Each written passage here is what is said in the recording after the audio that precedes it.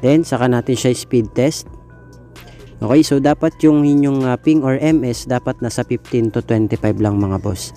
Kasi kung mababa lang siya, lalo na pag nag-online games kayo, maganda siya. Okay, lalo na sa mga nag-ML. Ayan, that yung download natin, nasa 15 pataas.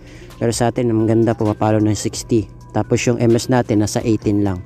Okay, kapag mababa kasi yung inyong MS, maganda yan lalo na sa mga online games. Yan, yung upload natin dapat nasa 10 pataas. Sa atin good na yan, no?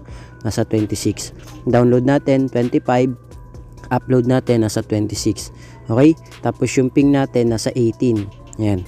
So kapag ganyan yung mga speed test ninyo, mga boss, or yung internet signal ninyo, okay?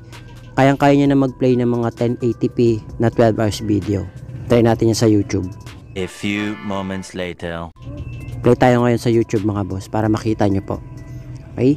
So, search lang natin yung mga 12 hours video. Hanap tayo ng mga 12 hours video na merong 1080p. So, ito yung madalas kong pinapanood mga boss. Yan o.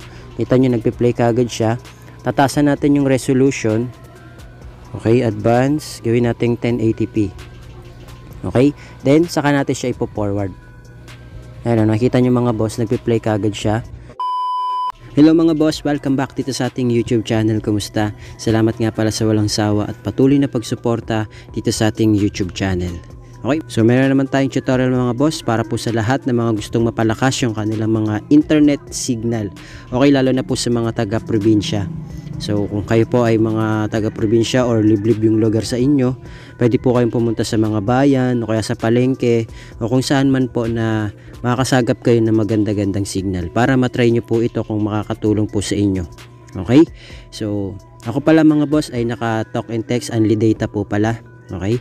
Only data po pala sa talk and text. So, ulitin ko po, hindi po lahat ng talk and text na SIM card ay merong only data. Ibig sabihin, selected SIM lang po. Ngayon, kung ikaw ay bago pa lang dito sa ating YouTube channel, okay, ngayon ka pa lang nakapanood, ngayon mo lang ito napanood at gusto mong malaman kung may only data o wala yung SIM card mo, pwede mo pong pumunta sa dial. Okay, punta ka sa dial, asterisk 123 number sign, then saka mo siya i-call, asterisk 123 number sign. Ayan. Saka mo siya i-dial o i-call para malaman mo kung merong only data.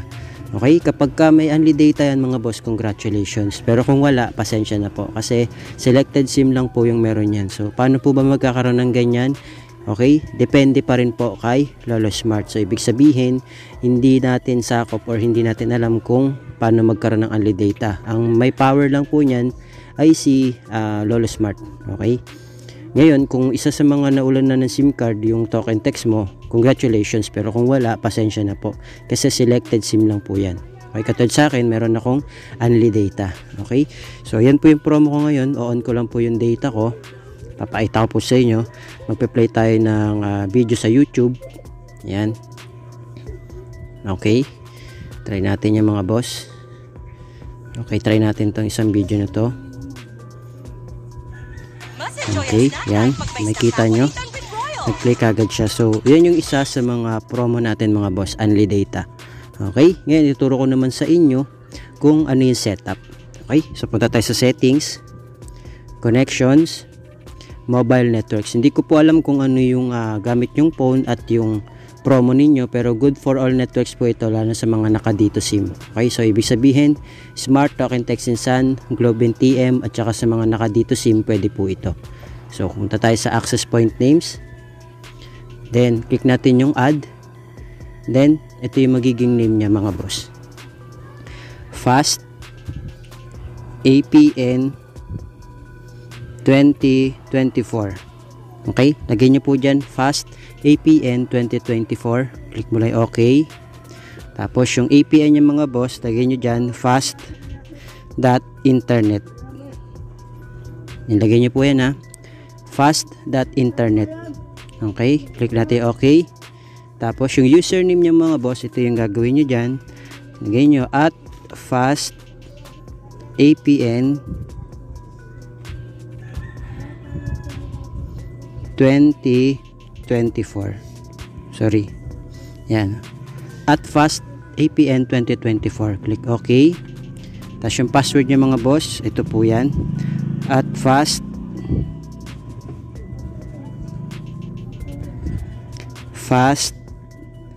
APN. Yan. Click natin yung OK. Tapos yung server niya mga boss, ito po siya, www.google.com. Okay? So click lang natin yung OK. Tapos dito naman tayo mga boss sa authentication type. Authentication type niya nakapap lang po. Okay? Nakapap lang siya. Tapos APN type, lagay nyo lang po dyan default. Pwede nyo siyang i-type. Sa akin kasi nakarekta na. Lagay nyo na lang dyan default. Click OK. Tapos APN protocol mga boss, IPv4, IPv6. Ganoon din po yung kanyang APN roaming protocol, IPv4, IPv6. Tapos sa bearer, okay, wag niyo na pong gagalawin yan, unspecified na po. Bakit po? Para po sa mga naka 2G, 3G, 4G, LTE at 5G. Okay? Kung ikaw naman ay naka LTE, pwede mo namang i-click lang yung LTE. Optional lang to pwede rin naman dalawa, unspecified tsaka LTE kung ikaw ay naka LTE. Okay? Pero sa atin kasi pangkalahatan yan, so unspecified. Click natin yung OK, then click natin yung save. Ngayon kapag na-save nyo na mga boss, saka nyo siya i-click. Okay? Ilipat nyo yung kulay blue or basta i-click nyo yung APN para siya na mismo yung magamit nyo. Siya na yung magiging default APN nyo. Then pwede na po kayo mag airplane mode ng at least 5 to 10 seconds. So airplane mode natin siya. Okay? Kung mas matagal, mas maganda. Para nare-refresh po yung data nyo. Then, saka po tayo pumunta sa speed test para ma-check natin kung nakakatulong ba siya or hindi. So, ang gagawin nyo, speed test muna kayo bago nyo gawin itong video tutorial natin. Para may pagbasihan po kayo. Speed test nyo muna yung wala pang setup. Okay? Tapos, saka na tong may setup na natin. Para matest nyo kung nakatulong ba siya or hindi. So meron kayong before and after. So kapag ganito mga boss, mataas yung ping nyo, dapat yung ping natin nasa 15 to 25 ms lang. Okay? Kasi kung mababa siya tapos mataas yung download nyo, okay? So mahirap yan, dapat mababa lang yung ping nyo. Okay? Kasi kapag mataas yung ping nyo, ang hirap niyan lalo na sa laro. Kaya ang gagawin nyo mga boss, airplane mode nyo lang po ulit. Okay? Airplane mode nyo lang po ulit. Yan, mga 5 to 10 seconds.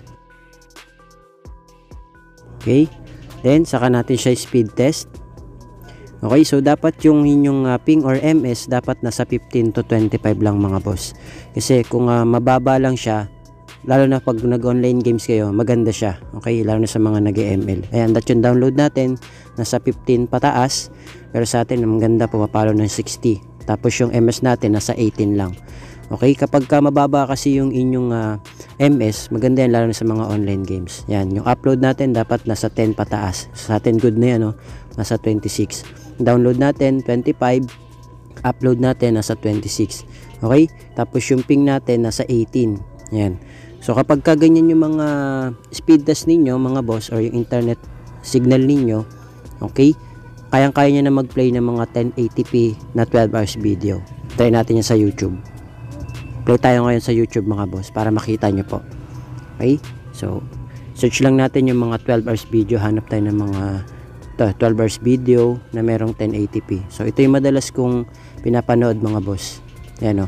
Kita nyo, nagpe-play kagad siya. Tatasan natin yung resolution. Okay? Advance. Gawin natin 1080p. Okay? Then, saka natin siya ipo-forward. Ayan o. Nakita nyo mga boss, nagpe-play kagad siya. Kasi nga, pumapalo siya ng 60 yung upload, tapos nasa 24 o to 26 yung ating upload. Yung download pala nasa 60 plus, tapos yung ms natin ay nasa 18 lang. So dapat 15 to 18. Tapos maganda yan sa mga nag-online games, lalo na sa ML. Pag mababa yung ping nyo or ms, mas maganda. Wala siyang lag mga boss. Okay? So yun o, ganda mga boss. Depende pa rin po yan sa area nyo ha. Okay, nakadepende pa rin yan sa akin. Location ko, dito ako sa Las Piñas, kahit pa paano maganda-ganda yung signal ko. Okay, so sikreto lang dyan, airplane mode lang, lalo na kapag medyo lag na siya mga boss. Airplane mode nyo lang 5 to 10 seconds para ma-refresh yung data nyo. Okay? So yun lang mga boss, maraming salamat. Feedback po kayo kung working po sa inyo, kung nakatulong po sa inyo tong video tutorial natin, and don't forget to subscribe, share nyo na rin yung video natin sa lahat ng friends nyo para alam din po nila. Okay? So yun lang, thank you, God bless, see you on my next video.